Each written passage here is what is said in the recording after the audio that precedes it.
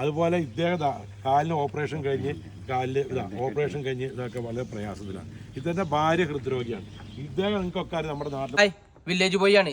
ഞാൻ ഇന്നെ നാട്ടിലത്തെ ഒരു പ്രശ്നം നിങ്ങളെ മുന്നിൽ എത്തിക്കാൻ വേണ്ടിയിട്ട് വന്നതാണ്. കാരണം ഒരുപാട് വർഷങ്ങളായിട്ട് ഒരു റോഡിന് വേണ്ടിയിട്ട് ഈ നാട്ടുകാർ മൊത്തം കഷ്ടപ്പെടുകയായിരുന്നു.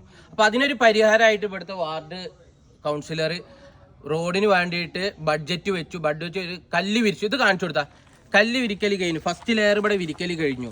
അതിനുശേഷം കുറച്ച് നമ്മളെ നാട്ടിലെ കുറച്ച് ആളുകൾ കൂടിയിട്ട് ഇത് മുടക്കി.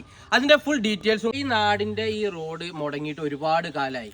ഈ നാട്ടിലെ ആൾക്കാർ ദുരിതത്തിലാണ് വർഷങ്ങളായിട്ട്. അപ്പോൾ ഈ നാട്ടിലത്തെ ആൾക്കാരോട് നമുക്ക് ഇതിൻ്റെ അഭിപ്രായങ്ങളൊന്ന് ചോദിക്കാം. ഇത് നമ്മളെ ഇവിടുത്തെ പഴയ മെമ്പറും പൊതുപ്രവർത്തകരൊക്കെ. അപ്പോൾ അവരുടെ അഭിപ്രായം നമുക്ക് അസീസ്ക്കാം. അപ്പോൾ ആദ്യം നമുക്ക് അവരോട് തന്നെ അഭിപ്രായം ചോദിക്കാം. ഈ റോഡ് ഇപ്പൊ നമുക്ക് ഇങ്ങനെ മുടങ്ങാൻ കാരണം എന്താണ്? ഒരുപാട് വർഷം ഇത് കംപ്ലൈന്റ് വന്നുകൊണ്ട് ഞാൻ ഇപ്പൊ നിങ്ങൾ എല്ലാരും വിളിച്ചു കൂട്ടിയത്. അപ്പൊ ഇതിങ്ങനെ മുടങ്ങാൻ കാരണം എന്താണ് ഇപ്പൊ? അതായത് ഈ റോഡ് എന്ന് പറയുന്നത് ഇവിടെ ഉള്ള ഇത്രയും വീട്ടുകാർ, ഇവിടെ 5-8 വീടുകളുണ്ട്.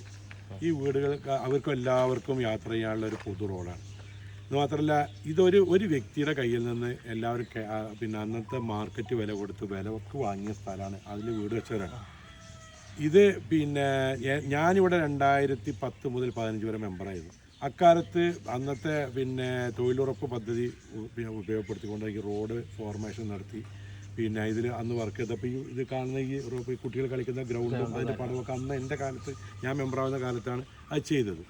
ഇപ്പോൾ ഈ പിന്നെ കഴിഞ്ഞ 5 വർഷക്കാലം ഇവിടെ മെമ്പറായിരുന്ന സൂറാബിയുടെ കാലത്ത് ഈ റോഡ് നവീകരിക്കുന്നതിൻ്റെ ഭാഗമായി ഇതിലേക്ക് ഫണ്ട് വെച്ചു. 2 തവണ 3 ലക്ഷം രൂപ ഫണ്ട് വെച്ചപ്പോഴും നമ്മൾ പ്രോജക്റ്റ് അടിച്ചു വന്നപ്പോൾ അതിൽ പിന്നെ 2 ലക്ഷം രൂപകൾ.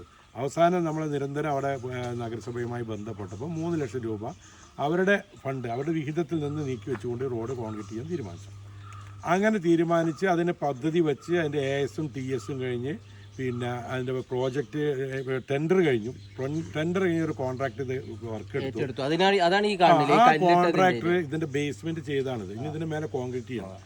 അതുവരെ ഇത് ആരും തടസ്സപ്പെടുത്തിയില്ല. പക്ഷേ ഇവിടെ കോൺക്രീറ്റ് ചെയ്യുന്ന എന്ന സമയത്ത് ഞങ്ങളൊക്കെ ആ സമയത്ത് ഒരു വോട്ട് ചേർപ്പിക്കുന്നതുമായി ബന്ധപ്പെട്ട് ഇവിടെയൊക്കെ വന്നവർ നമ്മളെ DSN ആ സമയത്ത് നഗരസഭയിലെ ഒരു പിന്നെ സ്റ്റാൻഡിംഗ് കമ്മിറ്റി ചെയർമാൻ, വികസന സ്റ്റാൻഡിംഗ് കമ്മിറ്റി ചെയർമാൻ ഇവിടെ വന്നു. അയാൾ പറഞ്ഞാൽ അയാൾ അവകാശവാദം ഉന്നയിക്കാതെ അയാളും കൂടി മുൻകൈ എടുത്തു. ആരോ ആയിട്ട് മുൻകൈ ചെയ്യുകയാണെന്നൊക്കെ പറഞ്ഞാൽ ആയിക്കോട്ടെ, എന്നാൽ നമുക്ക് വിരോധമില്ല.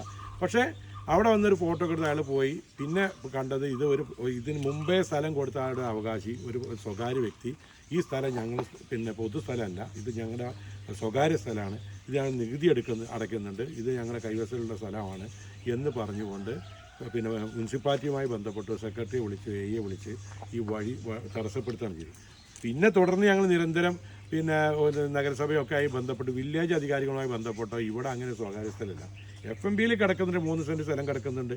പക്ഷേ രേഖയിൽ കൈവശമില്ല, കൈവശ സർട്ടിഫിക്കറ്റ് ഇല്ല. കാരണം ആ സ്ഥലമില്ല. ഇതിപ്പോൾ ഈ റോഡ് ഉൾപ്പെടെ PWയുടെ സ്ഥലമാണെന്നാണ് ഇപ്പോൾ അറിയാൻ കഴിഞ്ഞത്.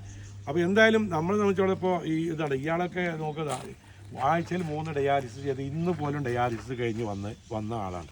അതുപോലെ ഇദ്ദേഹം കാലിന് ഓപ്പറേഷൻ കഴിഞ്ഞ് ഇതൊക്കെ വളരെ പ്രയാസത്തിലാണ്. ഇദ്ദേഹത്തെ ഭാര്യ ഹൃദ്രോഗിയാണ്. ഇദ്ദേഹം നിങ്ങൾക്കൊക്കെ നമ്മുടെ നാട്ടിൽ പ്രധാനപ്പെട്ട ബൈപ്പാസ് സർജറി കഴിഞ്ഞൊരു മനുഷ്യനാണ്. അങ്ങനെ എല്ലാവരും രോഗികളാണ് ഇവിടെ, എല്ലാ ആളുകളും. അവർക്കുള്ളൊരു ഏക ആശ്രമമാണ് ഈ വഴി മുടക്കിയിട്ട്. ഇതുകൊണ്ട് ഒരു വഴി മുടക്കിയിട്ട് അതിൽ രാഷ്ട്രീയ നേട്ടം കൊയ്യുന്ന ആരായാലും, അത് ഏതായാലും, അത് CPM ആയാലും കോൺഗ്രസ് ആയാലും ലീഗായാലും അതൊന്നും ഗുണകരമല്ല, അഭികാമ്യമല്ല. അത് ഞങ്ങൾക്ക് പറയാനുള്ളത്. ഇവരോടും ചോദിച്ചാൽ അറിയാം ഈ പ്രയാസങ്ങൾ. നിങ്ങൾ ഇവിടെ താമസം തുടങ്ങിയിട്ട് ഇപ്പം എത്ര വർഷമായി? 36 വർഷം അല്ലേ? അപ്പൊ ഇത് അന്ന് മുതലേ റോഡ് എങ്ങനെയായിരുന്നു? ഇതിന്റെ റോഡ് സാധാരണ റോഡ് മണ്ണ് റോഡായിരുന്നു. ഇപ്പൊ അതിപ്പോ ഇങ്ങനെ ഇപ്പൊ പുതിയ ബഡ്ജറ്റ് വെച്ച് റോഡ് പായ ശേഷം ആരാണ് വന്ന് മുടക്കിയതും കാര്യങ്ങളും എങ്ങനെയാന്ന് അറിയോ? മുടക്കിയത് ഇപ്പൊ നമ്മളിങ്ങനെ കേൾവി വരുന്നത് ഷെമീജാണെന്നാണ് പറഞ്ഞേക്കുന്നത്. കാരണം അതുവരെ ഞാൻ അസീസൊക്കെ അങ്ങനെ എല്ലാവരും ഉണ്ടായിരുന്നു. പിന്നെ ഇവിടെ നിന്ന് ഫോട്ടോ എടുത്ത് പോയി, പിന്നെയാണ് പ്രശ്നങ്ങൾ. അത് ഞാൻ അറിഞ്ഞു. അതിന്റെ ഫോമിന്റെ അടുത്തുണ്ട്, മുനിസിപ്പാലിറ്റിയിൽ പരാതി കൊടുത്തതിന്റെ കാര്യങ്ങളും ഇതിൽ ഞാൻ കൊടുക്കണ്ട. എന്തായാലും ആരാ കൊടുത്തതെന്നുള്ള വ്യക്തിഗത. അപ്പൊ നിങ്ങൾക്ക് ഇപ്പൊ എത്രയും പെട്ടെന്ന് റോഡ് വേണമെന്നില്ല, റോഡ് വേണം. അപ്പൊ നമുക്ക് അതിനെതിരെ നമുക്കൊരു പരാതി കൂടി നമുക്ക് കൊടുക്കുന്നുണ്ട്, ബാക്കിയുള്ള കാര്യങ്ങൾ. അപ്പൊ ഇത് കാണുന്ന പൊതുജനങ്ങൾ നിങ്ങളൊന്ന് ചിന്തിക്കുക.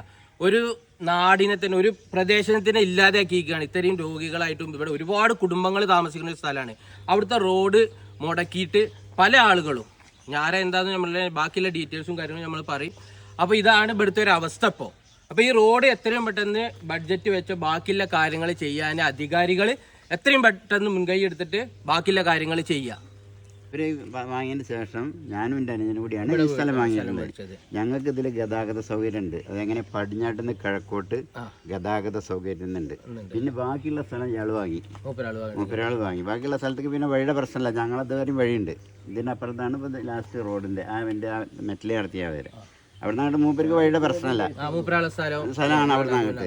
അതിന് നടവഴി എന്ന് പറഞ്ഞിട്ട് പോലെ ആധാരത്തിൽ കൊടുത്തിട്ടുണ്ട്. അതിന് പിന്നെ നടവഴിൻ്റെ കൊടുക്കേണ്ട ആവശ്യമല്ല. ഇതിൽ ഗതാഗത സൗകര്യം ഉണ്ട്. അപ്പോൾ എന്ത് കോടതി പോയാലും നമുക്കത് കാണിക്കാം, നമ്മളത് രേഖ ഉണ്ട്. പിന്നെ ഞാൻ സ്റ്റേറ്റ് ബാങ്കിൽ നിന്നൊക്കെ ലോൺ എടുത്ത ആളാണ്. അതിലടക്കം ഉണ്ട്. എൻ്റെ മാപ്പ് സ്കെച്ച് ഉണ്ട്, സ്കെച്ചിലുണ്ട് ഇതിൻ്റെ പിന്നെ കിഴക്ക് തെക്ക് ഭാഗം പൊതുവഴി എന്നുള്ളത്. പിന്നെ ഇതിൻ്റെ മേലെന്താ നമുക്ക് കൊണ്ട് പിന്നെ ഇവിടെ വഴി ഉണ്ട് എന്ന് പറഞ്ഞാൽ നമ്മൾ സമ്മതിച്ചു കൊടുക്കില്ല.